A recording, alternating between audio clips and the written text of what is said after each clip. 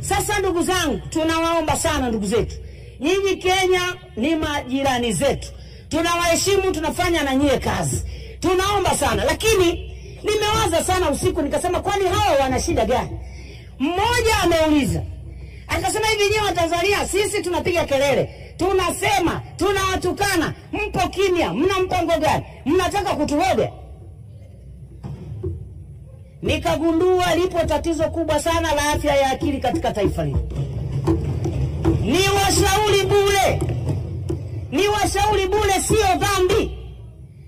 Sisi wenzenu CIG wetu, yule Auditor General, wenyewe na Auditor General wenu wa Kenya, amefanya uchambuzi wa swala la afya ya akili nchini, na tunatengeneza mekanizimu ya kusaidiana.